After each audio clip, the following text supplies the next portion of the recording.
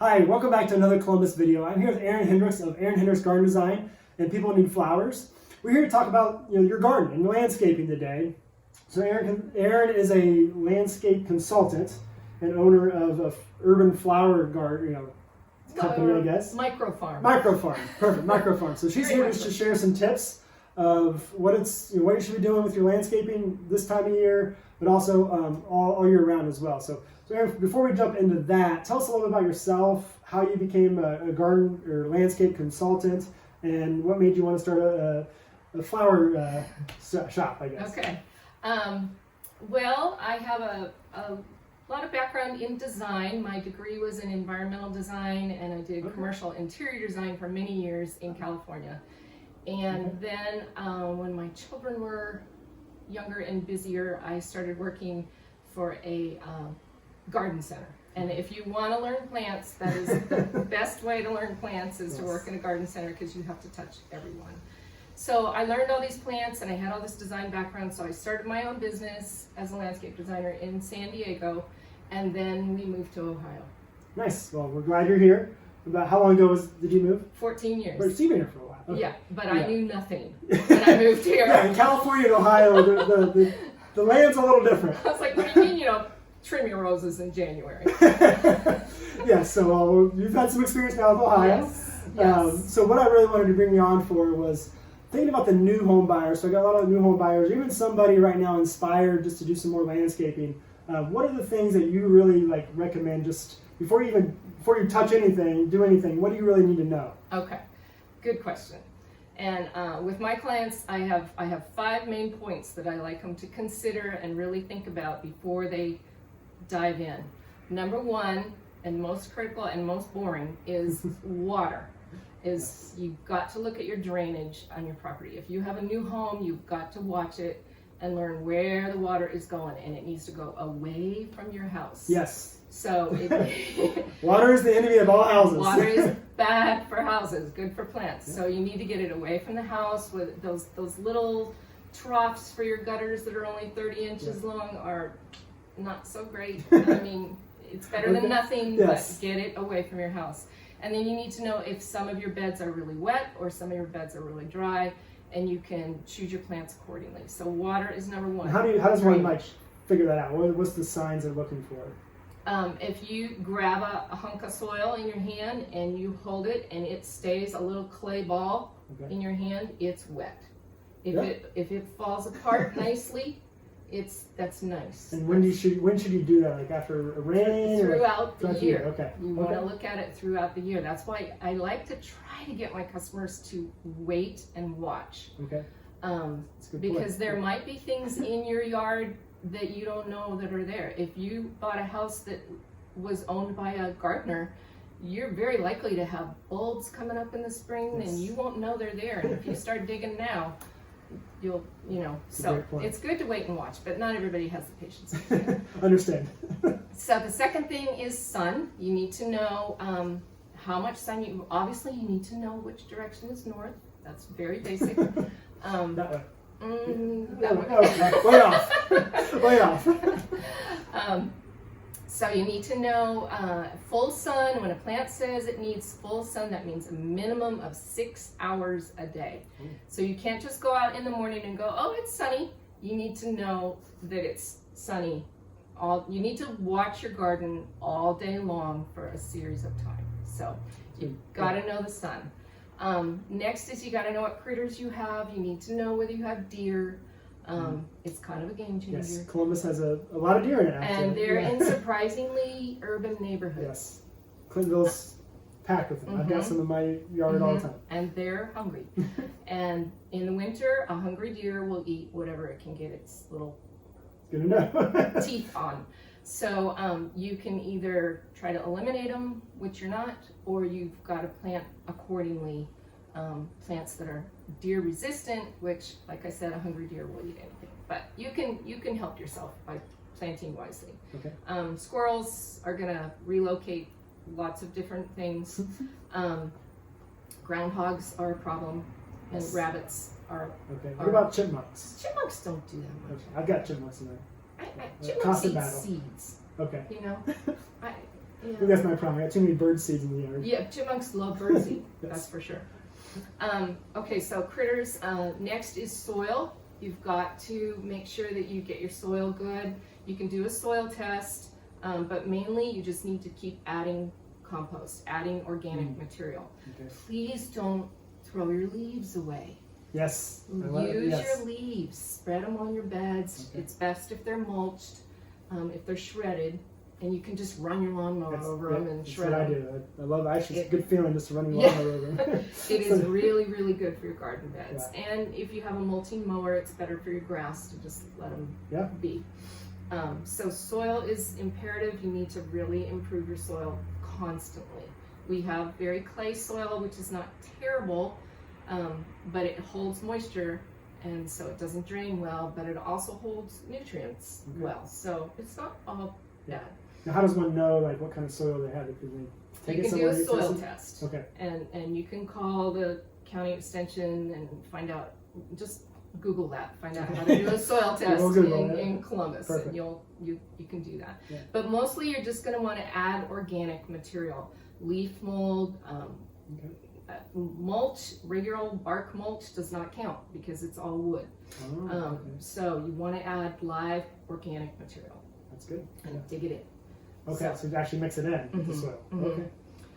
You can mix it in or you can lay it on top. Okay. That's a whole discussion. So the next thing I would consider for a new homeowner is your trees, and have them evaluated, have them looked at, make sure they're healthy, make sure there's no branches that are going to fall in the winter. Just evaluate the health of your trees. And if you're going to start planting, if you've got a clean slate, I would suggest you start with trees because they take a long time. Yes, they do. And you want to get good trees in. Yeah, and they're not cheap. Trees and they're not cheap. So the smaller they are, obviously the cheaper they are, but they take longer. So. Yes, you may not be able to start with them, but ideally, if you can, start with your trees. So those are my top 5 for a new homeowner. I love it. Yeah, those are great things to hit on.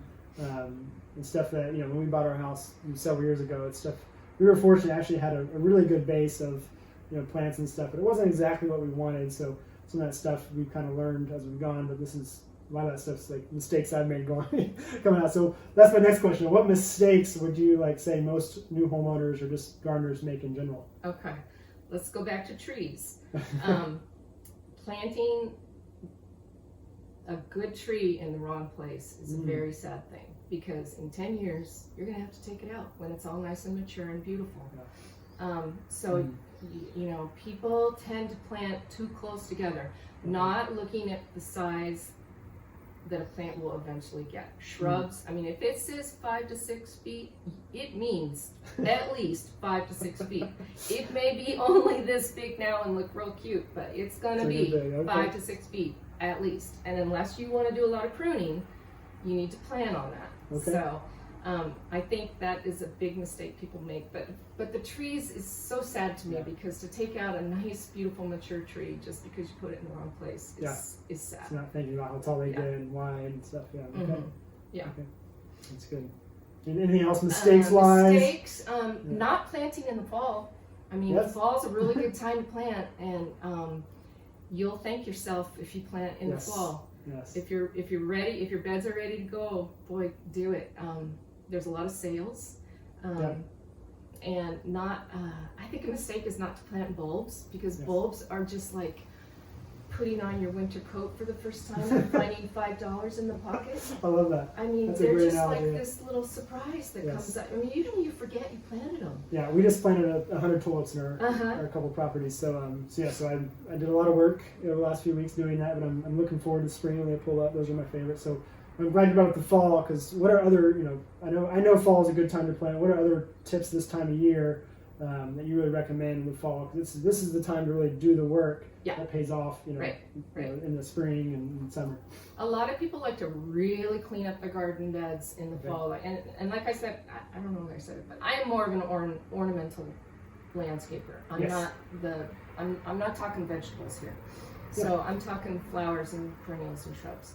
And a lot of people really like to clean them up hard in the fall, and I made the mistake of doing that when I first came out here, and I cut them back too far, and in our winters I lost a lot of plant. Okay. So you want to clean them up, but don't cut them back all the way to the ground, your perennials. Let them be, because their foliage, it'll kill you because it'll look scruffy, but the foliage protects the plant. It protects the crown of the plant. And you can clean them up, get out there in the beginning of March, and the first day is 30 degrees and you think it's balmy. That's right. Yeah. So, yeah, just don't cut back too far, and don't cut back your ornamental grasses. Leave those big and tall. Okay. A lot of things are really good for wildlife and birds. Yeah. And bees. Ornamental grasses. Yeah. Okay. I've got a couple ornamental grasses. winter. I've always cut them back, so it's good enough. So just leave them. March. Yeah. Yeah. Get out there in March. First sign of spring. Then you cut them in? Okay. Then you cut them back. That's good enough. Yeah. I think I did that last year on accident, so that's good. And I thought I was being lazy, like I didn't get out to it in the winter. Yeah, no, you did right. Well, good. That's good to hear. That's awesome. So. And I like to leave up any like plants that have big seed pods or anything on them, even though if they look kind of scruffy, echinacea and things like that. But the birds will feed on them all winter long, so it's good. That's good. It's yeah, good. having those birds are fun to watch as well. So, so any other fall tips that you have? Grass. You know, you can do some weed and feed on your grass. It's a good time to core aerate.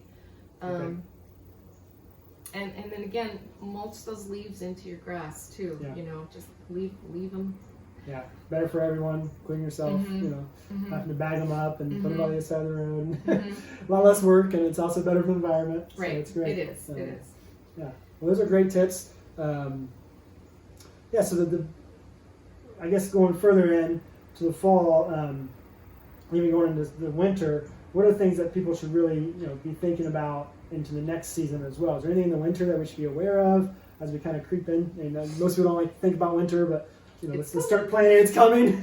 So what are the things that they kind of think about next season should people be really thinking about? Well, I mean, okay, so I didn't grow up in the Midwest. I didn't know that you have to bring your hoses in. And I mean, there are a lot of things I learned. I saw us, but I made the mistake of not doing that. I had a pipe burst, so I'm guilty. So you learn the hard way sometimes. Yeah, you really do want to winterize your yard. If you have any kind of irrigation system, you want to blow out the drip system, and you really do want to winterize things. That's a great tip, because that can save you thousands of dollars. Yeah, yeah, and like any liquid chemicals that you might have are better if you can bring them into your basement than out in the garage, because once they freeze and stuff, they're not so great.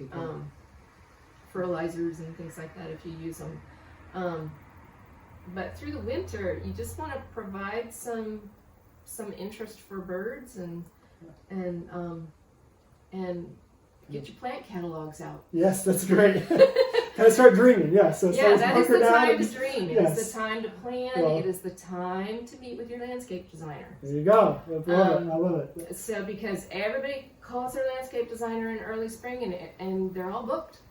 They're all booked by then. Yes. So if you can get your plans done in the fall and winter, and be first on the schedule for the landscaper, the installer, for early spring. Or just know what you want, so you can go to the store and have an idea if you don't use landscape, but if you are, get them done early. Yeah, I love it. So fall is the time to actually do the work. Yeah. Plan. Winter time to plan, and then so you can enjoy the spring and not obviously there's stuff to do in the spring, but enjoy it and stuff like that. Well, this has been great. This has been eye-opening to me. I've learned a lot, and I'm going to go home and do the rest of the work that I need to do. Erin, thank you for coming on and doing this. I really appreciate it. So again, Erin is a landscape design and consultant.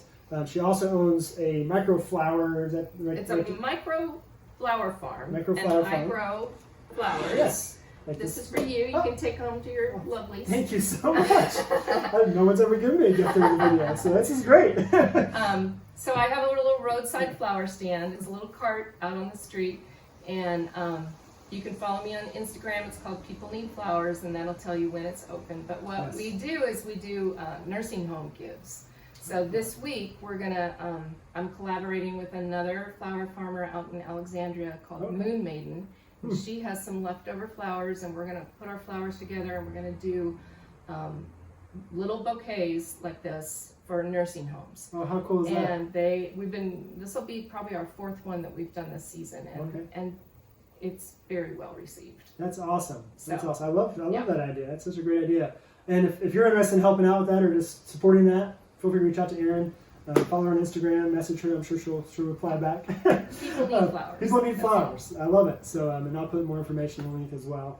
And if you have any questions for me, obviously I'm Ryan Deeter, Ryan Deeter Real Estate. And if you have any questions on home buying, anything like that, I'd be happy to help you take care of all your home buying and selling needs. Thank you for watching, and tune in for more videos just like this. Thank you.